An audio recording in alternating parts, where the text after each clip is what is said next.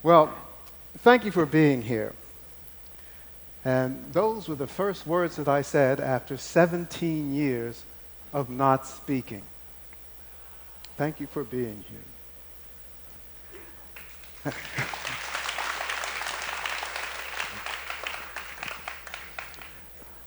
I said those words because I appreciated that you were in the audience, and without you being here, there would be no communication.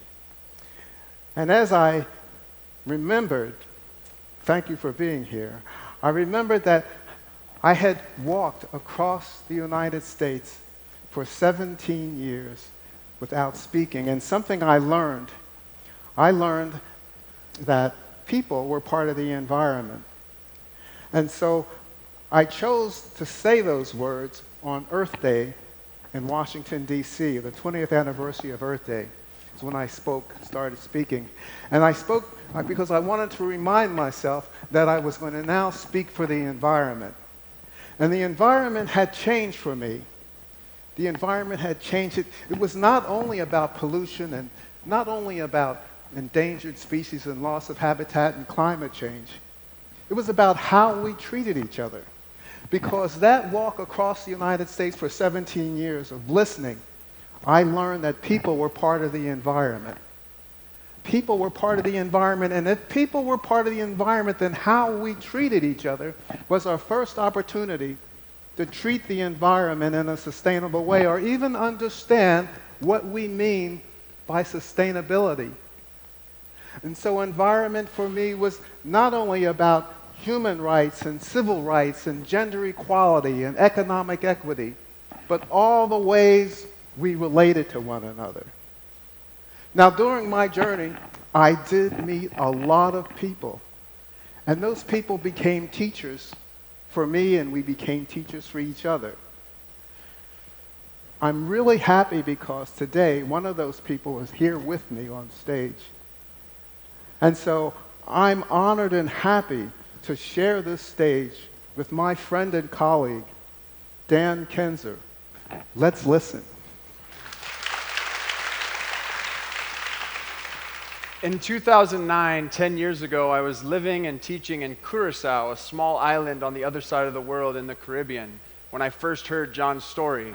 He was standing alone on the TED stage through my computer screen, and I was preparing a lesson about silence for my students.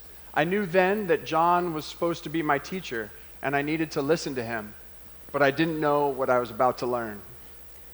I actually moved to Kaohsiung, was living and teaching there, here in Taiwan, for 2 years, from 2010 to 2012. This beautiful island made me feel at home and taught me so many things. Then I moved on to Hangzhou. In 2013, I was working with international school students in China, and I invited John to come join us and lead us on Planetwalk Hangzhou. I thought we were going to create a small battalion, environmental army. We were going to go out and gather a bunch of data about water quality, about agriculture, about urban and rural development. My students were going to change the world. We did walk hundreds of kilometers across China with dozens of students and teachers, environmentalists, and community members. We did collect a lot of data. But we talked the entire time. We laughed, we sang songs, John played the banjo, we painted. I began to realize the power of Planetwalk was in walking together and listening to one another. And I was beginning to see so many surprising teachers along the way. Well, my journey began after witnessing an oil spill in San Francisco Bay, where two tankers collided near the Golden Gate Bridge. And I was so upset because of the animals, the thousands of birds, the thousands of seals, and the fish that died. I just gave up riding in motorized vehicles and started walking. My neighbors and friends said, "John, you're crazy." And we argued back and forth about, can one person really make a difference? Well, I continued walking across the United States and back again. But what I did, I learned that I was tired of all this arguing. So on my 27th birthday, I decided not to speak for one day. And during that one day of not speaking, I learned that I hadn't been listening, and I had stopped learning. Because what I did was I would listen to someone speak for just a little bit until I thought, oh, I know what they're going to say. And then I would stop listening and start thinking about what I was going to say back to them to show them that I was smarter, I knew what the answer was, and I had the better way of saying whatever it was. It was a sad day for me. It was a sad day. But I remained silent for 17 years. And during those 17 years, I walked across America and I listened. I walked across America and I listened. Wow. What I heard convinced me that I should keep listening and keep walking. And I did. Until I decided that it was time to walk with the mission that I had was to walk as part of my education in the spirit of hope that I would benefit mankind. But I didn't know what that meant, and I figured, well, maybe on the way I might learn. Now, the road was my informal education, and the university was my formal education. And so it was quite interesting for me at the University of Wisconsin and Montana to stand up in front of my class as a new teaching assistant and ask myself, how's this going to work? I'm in a discussion class and I don't speak. My students, they gathered around me and I used mime and acting out in order to communicate with them.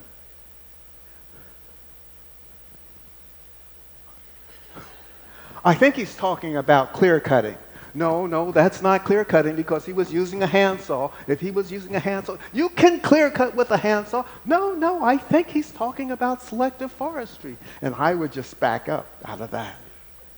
Because it was a discussion class and I would let my students discuss things. One of the most surprising things for me is that sometimes I would make these signs and the students would come up with things that I didn't mean.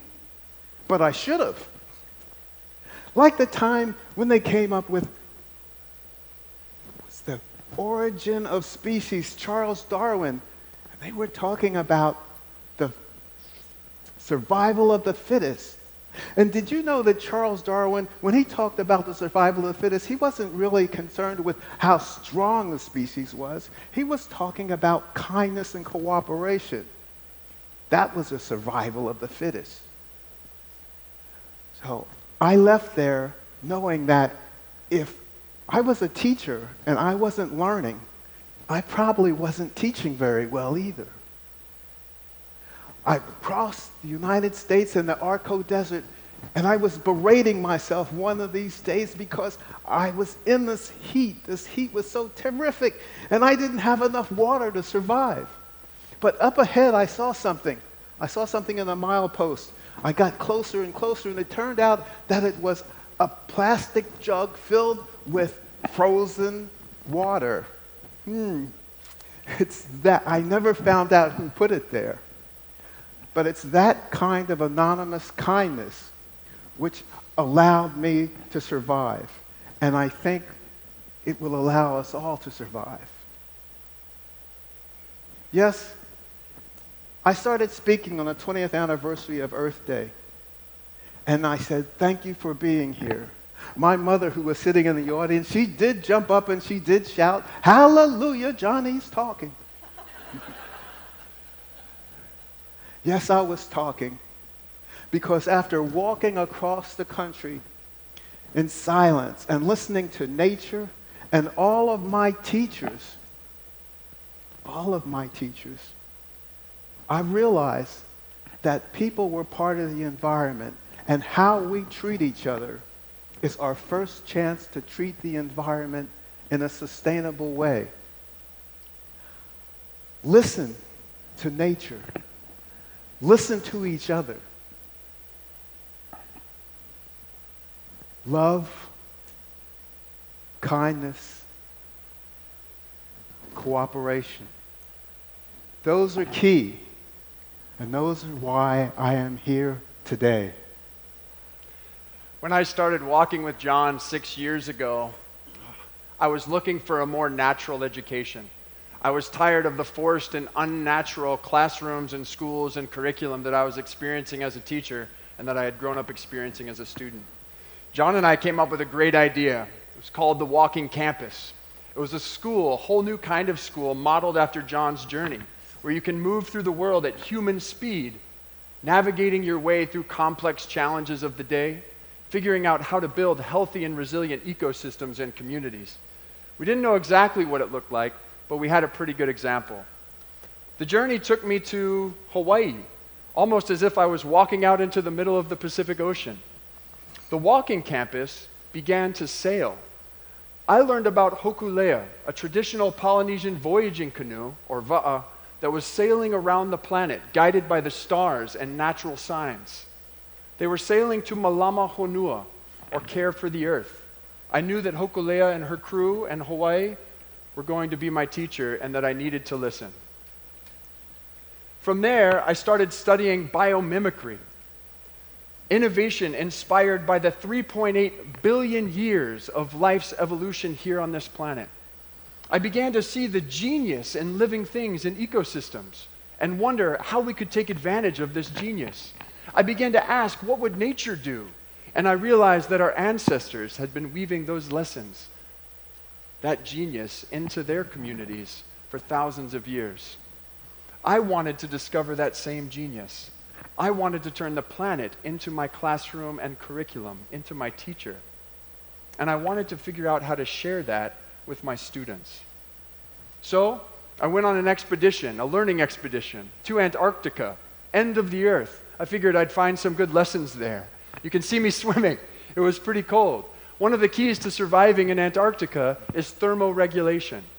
As I was beginning to learn about biomimicry, I thought about this. I was not very good at surviving in this cold environment. I only lasted seconds in that -1 degree water of the Southern Ocean. But my penguin friends were much better. They had over 10 strategies for surviving and thriving in this frigid environment. I began to realize that biomimicry invites us to ask some simple questions like, how might we learn from penguins how to design clothes that help us manage temperature locally and without causing ocean pollution or contributing to climate change? But they also ask us to consider more complex questions, like how might we manage our collective resource for optimization instead of individual maximization? How can we learn how to share again, like our ancestors knew so well how to do? Well, I spent the next year, this past year, traveling parts of the ocean around the globe. I went to estuaries and intertidal zones on both sides of North America. I wanted to learn about resilience and flexibility and adapting to changing conditions. I spent time on coral reefs at my home in Hawaii, but also in Mexico, learning about symbiosis and mutualism and interdependence. Then I traveled across the oceans and learned about movement and migration and networks. Through all of these lessons, I began to wonder, what can I, as an educator, take from the ocean? What wisdom can I draw from the ocean to share with my students? How might our classrooms and our schools and communities look more like ocean ecosystems instead of buildings and factories? We're standing huddled together in meetings and classrooms. We know there's something different. How can we become the environment again?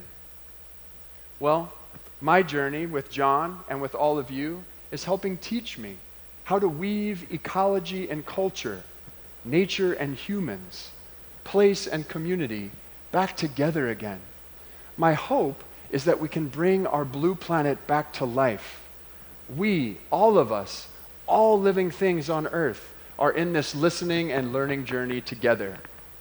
So, we're here today to invite all of us to walk around Taiwan for our education and for each other and for our planet.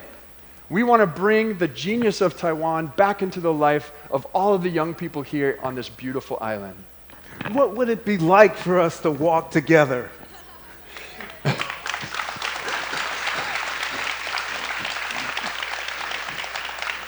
Maybe we'll start inventing new technologies inspired by our favorite plants and animals of Taiwan. You know, maybe we should invite people who have different points of view for coffee or tea or maybe a walk around Taiwan. 跟我们一起走，谢谢大家。